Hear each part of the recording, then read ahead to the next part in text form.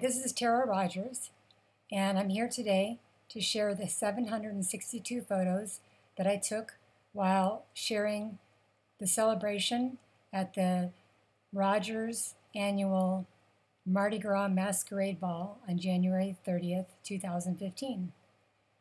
I have created a Gmail account using Google+, which is a great receptacle for a large amount of photos, and created a photo album that hosts all the photos so that you can peruse them all and download all the ones that you care to. And from there, you can use your favorite photo editor or use one of the two that I will recommend, and then in video 3 and 4 show you the best way to use them. One of them is free and the other one costs $33 a year and is web-based and is excellent, that can do all the things that the really high-priced ones can use and can be used on every computer, not just limited to one license. The first thing I'm going to do is show you how to get into the album. I am using a Mac computer, but it's very similar to the PC, and I'll share with you the very small differences. I want to point out that I do have Google Chrome as well as Safari, and you're probably using Internet Explorer, as it is the most widely used browser on the PC. I do have Google Chrome, which is used on both PCs and Apples. However, I don't like Google Chrome, but the Google application is native to the Google Chrome browser. However, if I use that, it has extensions as well as applications and cookies that would make it different than the Internet Explorer. So I'm going to use Safari. So click on your Internet Explorer browser, and then my mother has probably sent you or given you a link or a URL that you'll paste into your browser. Certainly if my dad gave it to you, you may want to double check with me. You can reach me at 251-786-8272. If you text me, I'll give you the URL. Or you can email me at tara.rogers@me.com as well. Then you'll press return, or on the PC, enter. You'll know you're on the right site if you have Google Plus here, and this is the same as the Google account, but it has Plus Rogers Mardi Gras, which would normally be the email account, except for it's a Google Plus account. You'll also have this header that says "Be in love with your life every minute, Jack Kerouac," and you can see that Rich is an old 1960s hippie that definitely subscribed to Jack Kerouac's way of life, as he has 2 thumbs up and definitely enjoying this minute. You want to scroll down, and I have limited to 2 posts at this point, but I'm going to try to upload the YouTube videos and embed the links into this page. If not, then I will leave a post to tell you to go to the YouTube videos. You also can find the photos under Photos, but I'm trying to always keep everything under one menu bar as to not make it confusing. The first thing you'll need to do is go under this post and click on Read More.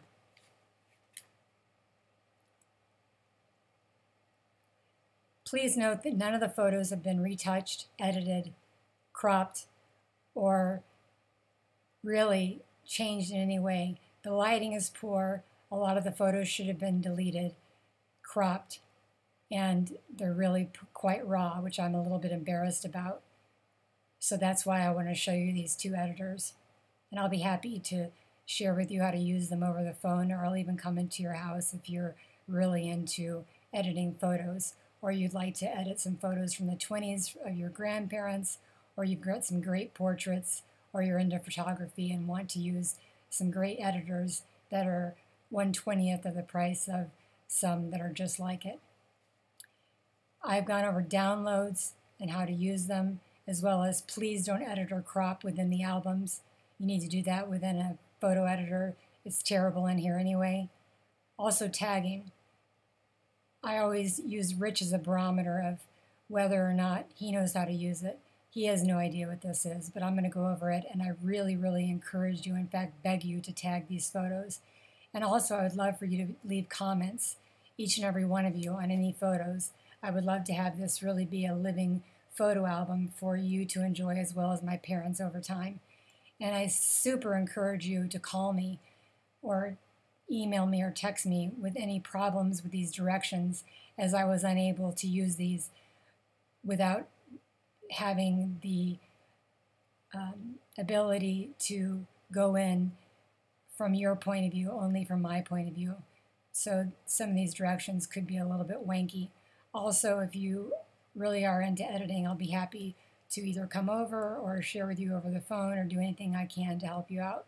I have lots of time and I'm really into emerging technology. The first thing you want to do to get into the photos is click on any of these major photos.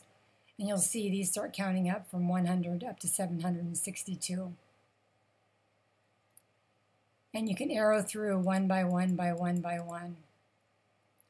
And if you'd like to go faster into the photos, you can click on these 9 thumbnails. And from here, halfway down the page, you can scroll through.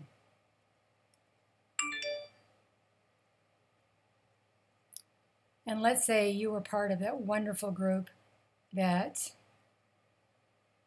did the YMCA or the Village People. And I'll show you why I wouldn't want you to edit these on your own.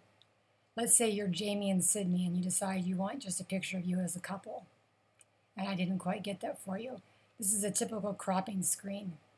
And you would drag on these blocks if you wanted just a picture of Jamie and Sydney. And you would click done. That would be permanent for everybody, so they wouldn't have pictures of themselves, and it's a great picture of them. So maybe they want to put that on their mantle or in a frame somewhere. Such a great picture.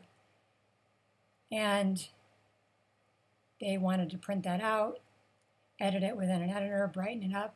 You can see here the edit is terrible. It actually tells you to download Chrome, which really is no longer the best way to do it, because you would use Picasa, which is native to Google now. But now the other people can't get to the picture. I do want to share with you one part that can be used within the screen, and that's if you want to zoom in and really see if this is a great picture.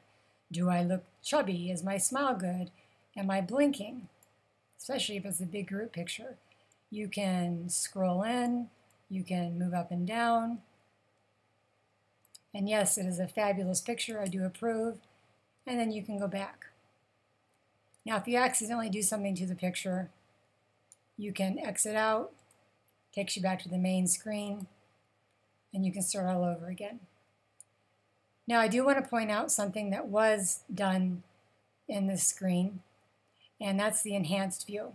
Right now it's on high enhancement, and I want to share with you that this really is a bad editor anyway.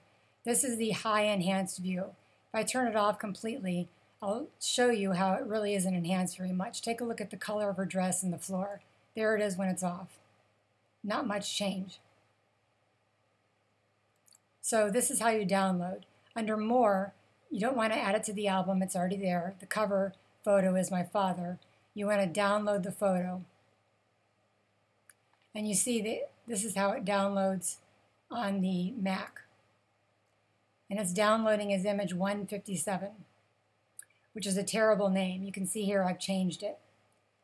Now I'm going to pretend like I'm a PC. And normally it downloads under a download file, or sometimes you have it go directly to your photo file, where you have photo, documents, music. The first thing you want to do is you want to change the name of the file, because you'll never find out what it is under image 157. That's what my camera names it. And notice the extension is a JPEG file, which is the most common name for a picture file. It's very sizable, and for the internet, for emails, it is commonly what phones or cameras use. So no matter what you change it to, the JPEG is going to stay. So I would name this as Jonna Cousins. You can't use a period or a dash, so I'll use Mardi Gras ball. And I don't want to save it under downloads because it would just go over to my downloads file. I would select, in my case, documents. Under your case, you would choose photos or pictures, and I would also recommend creating new folders for every event that you save photos under.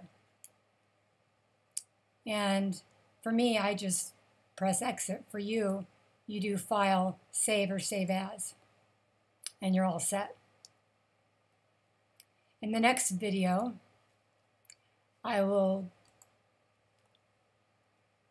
go over tagging and comments. I do want to show you one more thing about editors. This picture of Peyton and this picture of Peyton are the same picture. The difference are the eyes. In a regular picture, I want you to notice that her eyes are brown. In this picture, her eyes are blue. You'll notice that also in dogs' pictures, their eyes are typically red. Also in people with light color eyes, you get the red eye effect. Dogs don't have rods, they have cones only. That's why they see in black and white. Now what happens is, in people with blue eyes especially, this pupil opening is actually an aperture, it's not brown. And when the flash goes off, which you can tell under photo details that I do have my flash on, also in bright light, the flash goes off, the pupil gets small, and then as soon as the flash stops, the pupil opening gets really wide, and the light hits the retina, bouncing off and turning the eye red. In a normal editor, it automatically detects that the eye is red, but it turns the whole eye gray. In a higher end retina detector, or red eye detector, you can choose the size of the pupil opening, as well as it keeps the limbal ring, which is the dark ring around the iris. You can also choose the iris color, which in this case, I chose a really bright iris color to show you the difference. And that's the difference between a really good editor and an average editor. You can see how many things you can do. And that's it. I'll see you in the next video.